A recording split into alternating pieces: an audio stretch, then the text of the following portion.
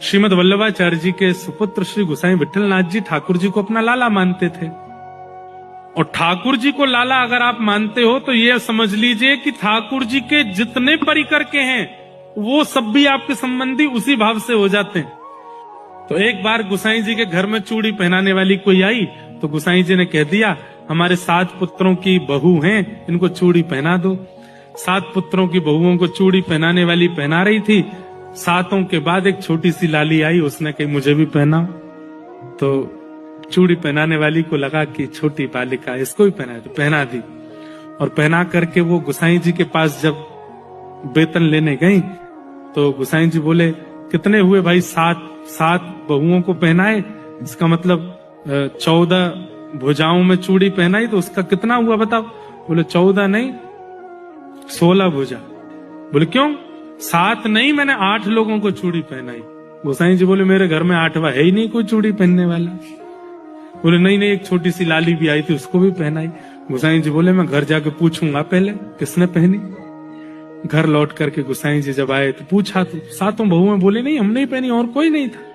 रात्रि को स्वप्न में किशोरी जी आ गई और रूठ करके बैठ गई। और रूठ करके बैठ करके, हे गोसाई जी, आप संबंध बनानो जानो निभानो नाय जानो। हरी श्यामा जी मोसो का अपराध है गो? अरे श्री जी आप इतनी उदास क्यों है रही? का है गो? नाय नाय, आप संबंध बनानो जानो निभानो नाय जानो। अरे श्री जी ऐसे मत करो, कहा भय बताओ तो। आप इनको अपनो कहा मानो? आप लाल जी को अपनो कहा मानो? तो ब्रजभाषा समझ आ रही है ना?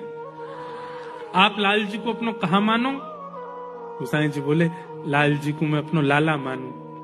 अब जब वे आपके लाला हैं तो लाला की बहू आपकी कौन भाई? तो बहू भाई, जैसे आपके 7 पुत्र हैं वो भी आपके पुत्र हैं, तो मैं आपकी बहू नहीं? और मेरे घर की जब सब बहुएं चूड़ी पहननी, सबसे छोटी बहू चूड़ी पहनवे गई तो आपने चूड़ी पहनावे वाली को मेरे हाथ के चूड़ी पहनावे को पैसा ही नहीं दियो।